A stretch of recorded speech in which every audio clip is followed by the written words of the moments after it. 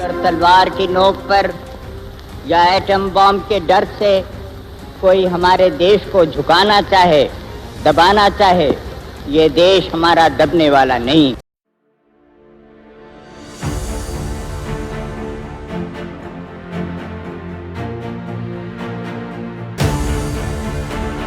स्वतंत्रता संग्राम का जिक्र आते ही हमारे मन मस्तिष्क में देश के अमर बलिदानियों के कई चित्र बनने लगते हैं। लेकिन दुर्भाग्य से कुछ नाम ऐसे भी हैं जिनका योगदान तो किसी से कम नहीं, फिर भी उन्हें वो स्थान नहीं मिला जिसके वो हकदार थे। ऐसी ही एक महानायिका थी नागालैंड की महारानी लक्ष्मीबाई के नाम से प्रसिद्ध रानी गांदिल्य, जो धर्म, संस्कृति और सभ्यता के लिए अपनी जान की परवाह किए बिना अंग्रेजों से भिड़ गई। 26 जनवरी 1915 वर्तमान मणिपुर के लुंगकाऊ गांव में जन्मी गांदिल्य अपने माता पिता की 8 संतानों में 5वीं संतान थी। वो एक नागा युवती थी।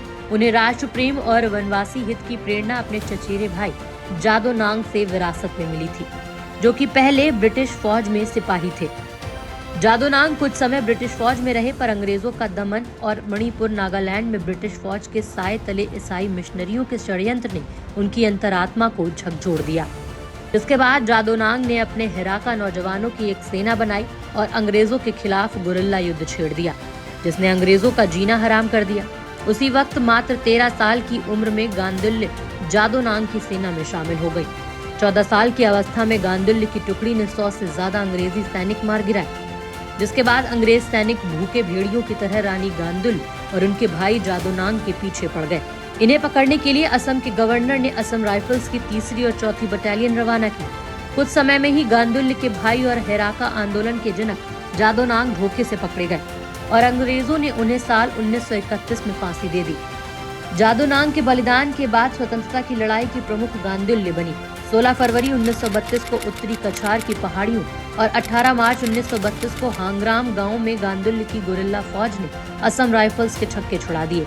उस समय नागा हिल्स की डिप्टी कमिश्नर जेपी मिल्स ने रानी को पकड़ने में मदद देने वालों को 10 साल तक गांव के टैक्स से छूट की घोषणा की।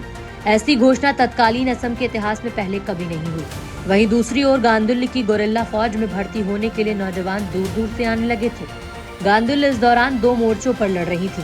पहला अंग्रेजों से युद्ध में और दूसरा उनके साए में आने वाले ईसाई मशीनरियों से, जो भोले भाले ग्रामीण नागाओं का मंत्रांतरण कर उन्हें ईसाई बना रहे थे। पश्चिमी देशों में मिशनरी से दुष्प्रचार किया था कि नागा क्षेत्र हेड हंटर्स यानी सर काटकर उसे अपने गांव को सजाने वाले वहशी और असभ्य लोगों का इलाका है, जिन्हें सभ्य बनाने के लिए ईसाई मत का प्रचार किया जा रहा है। जबकि गांदिल्य का मानना था कि नागा काली के उपासक हैं, उनका अपना महान इतिहास है। उन्हें सभ्यता का पाठ सिखाने वाले ये लोग कौन हैं, जो विदेशी फौज के सहारे अपने समाज को स्वरूप बदलने आ रहे हैं। गांदिल्य ने अपने समाज को एक करने के लिए जिलियांग रांग आंदोलन भी शुरू किया, ताकि सभी लोग की नागा जातियां एक सूत्र में बन सकें। 13 अक्टूबर साल 1932 को पुलोमी गांव के पास रात के अंधेरे में धोखे से अंग्रेज सैनिकों ने गांदिल्य को उसके साथियों सहित पकड़ लिया। उस वक्त गांदिल्य की आयु सिर्फ 16 साल थी।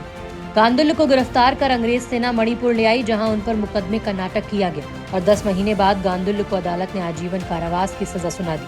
पूरे नागा क्षेत्र ही नहीं, असम में इस घटना से आक्रोश उपजा और छोटी छोटी टुकड़ियां अंग्रेजों पर लगातार हमले करती रहीं।